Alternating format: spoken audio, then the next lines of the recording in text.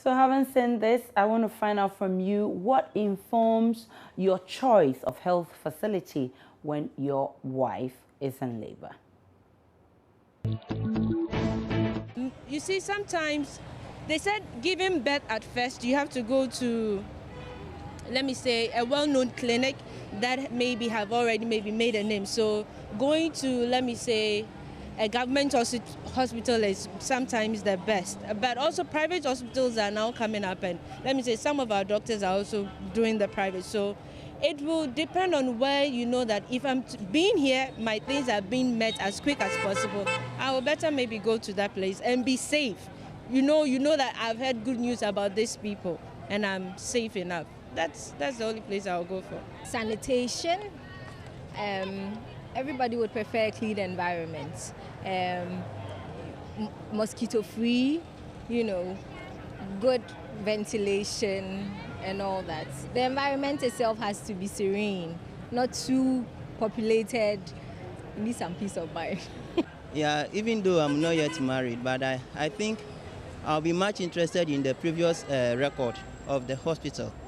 Like there has been a number of issues with health workers not paying much attention to their patients. And most women who went to their hospital to deliver, some of them have lost their lives. So I'll be very much interested in the records, their previous record. I will also be interested in the number of facilities that they have, or even though it is hard to find if they have this kind of facilities, but maybe based on public records or news like that, I can also look out for facilities. You know, sometimes the hospital they tell you they don't have beds, even some drugs are not available. So sometimes I'll be much interested in this.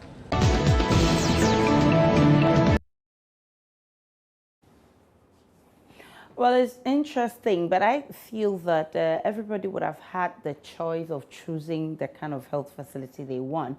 But sometimes I think money becomes a factor. Well, yes. And so a lot of people may want to visit very good hospitals, but may have to compromise. And it also has to do with proximity. So you may be in a setting. Exactly. So area, and if you look at the so, situation of the person, yeah, when there's an emergency, they take you to the you nearest definitely will go to the nearest facility. hospital. Let's check what you've been saying on Facebook. All right, so these are people who watched, I believe they watched the documentary live on Facebook. Elizabeth Chama says it's a big shame. And Kwesi Ahin says, very disheartening. Prince Nuruddin says, kudos to Seth Kwamboating for your marvelous job done. Obapa Newman says, Jesus, I feel sad. Please take care of these mothers and babies.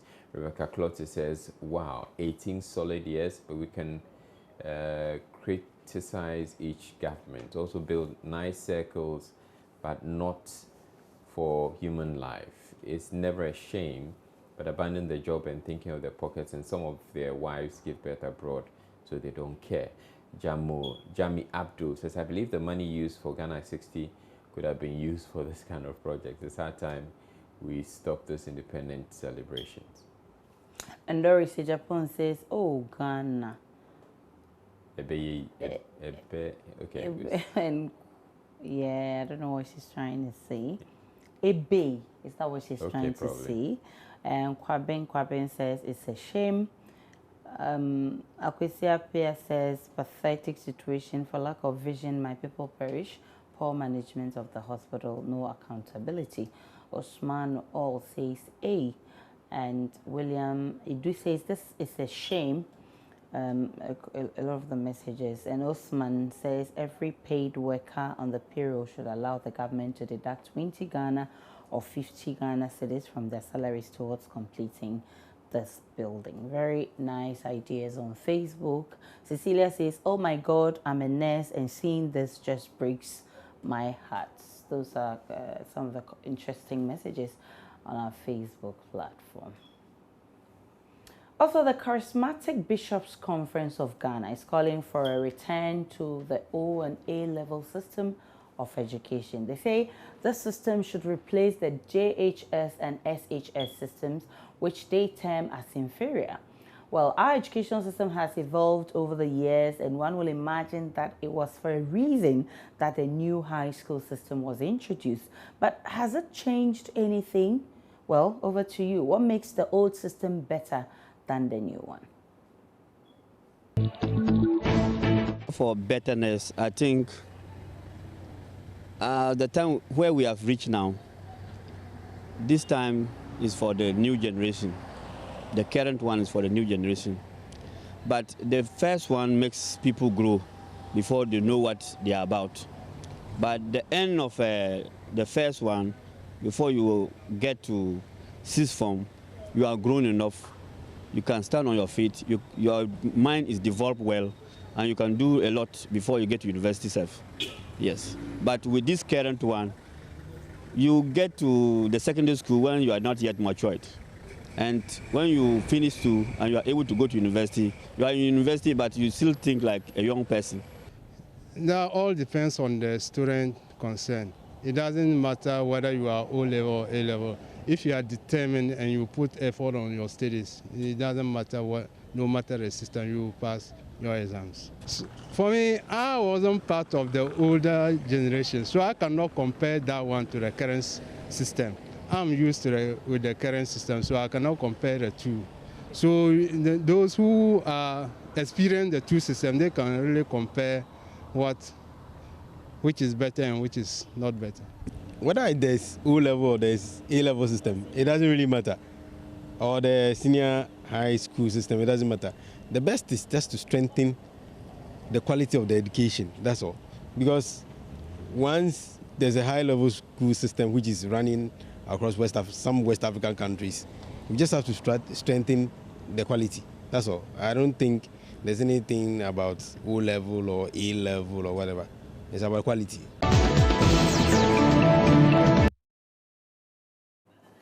All right, so a lot more suggestions are on Facebook. Israel will help us read them. Mami Efua says, I beg to differ on this. We have experimented enough with the education system and look at its storage state.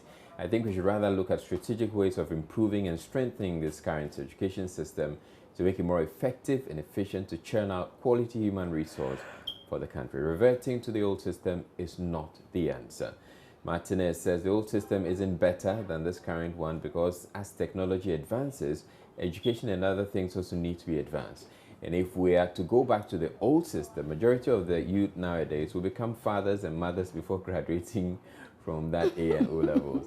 Kwesi Boateng says, on what basis do we say the old system was better?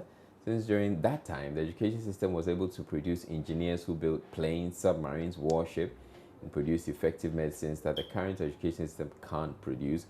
Let's take it like that. All right, so very interesting messages on our Facebook platform. Okay, Bambakia Samuel says, I think the current educational problem has nothing to do with old system or new system. The challenges are as a result of lack of supervision and recklessness on the part of politicians. Let's work on these things and we shall be back on track.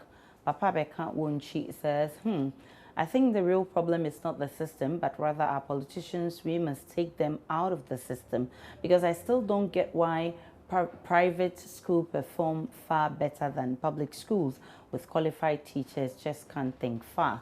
Eminence Kojo says, are we moving forward or backward? Forward ever, backward never. We are in new era, so we don't need to return to the O and A level system when the current system meets the demand of the labor market. Oh, okay, hold it. Eminent Kojo, the current system doesn't meet the demand of the labor market. And the business people have talked about that several times, that it doesn't meet their demands. Probably that's the reason we have a lot of unemployment in the system. That's one of the factors, because they say that their vacancies are advertised and they have interviews, and yet the people who come don't meet the criteria. Don't meet the criteria, and so they just have to, look all right, so it's got to be thought through very well so we come out with the best. But Samuel Makafui says there's nothing wrong with the current system of education except that theories are not put into practice. And Prince Nuruddin Bamia says our educational system has nothing to do with O and A level. The better option is to make the current educational system practical rather than theoretical, simple. And Agnes Shiravira says it is a good proposal. Most SJHS and SHS to tertiary students complete university, and a Form 4 leaver of old is 100 times better than them in terms of maturity in thinking, analyzing issues, problem solving, being in charge of the environment, and speaking far better English. I support this Sankofa proposal. Very interesting. Okay, so I was suggestion. part of the old system, but I don't support this reversion going back to the A level. Reason? Because I think it's too late in the day for us to be considering a thing like this. I mean, we've dealt with the new system and dealt with it for a while now. Going back to the A level system, I think I tend to agree with those who feel that we should rather introduce new strategies that will make the system perform effectively rather than reversing. We can look at some of the positives of the old system and incorporate it into this new system. That won't be bad at all. But just going back would be like moving 2 steps forward and going 5 times backwards. All right. So finally, in a story which seems weird on face value, a Russian blogger is on trial for playing Pokemon game in church. His action did not go down well with church authorities, but the 22-year-old insists he did nothing wrong. This brings us to the reality. Most of us are so addicted to our phones, and a lot of people can hardly spend 2 hours in church without taking a glimpse at their phones. Again, social media makes this more difficult for most of us to resist. So let's listen to this pastor who can't just stand this attitude.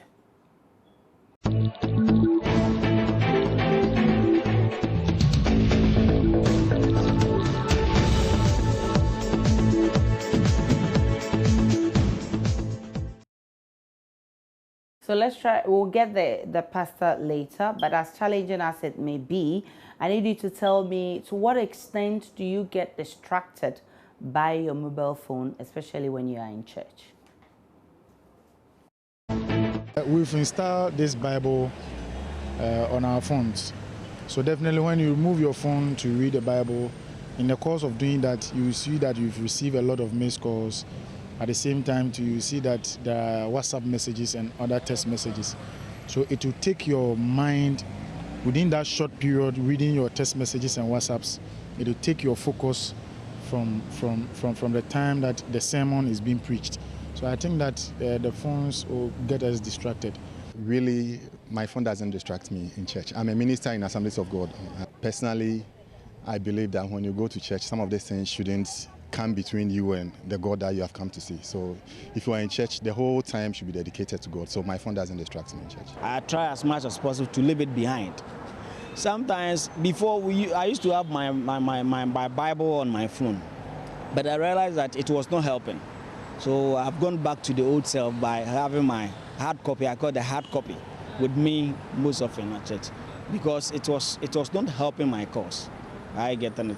Sometimes while somebody is leading worship, you're on your phone, either Facebooking or you are checking your WhatsApp messages, and it's not helping the cause. Personally, for me in church, I put my phone on silent because I believe during that moment it's you and your God, so you need to stay focused as much as possible. So my phone is always on silent in the church.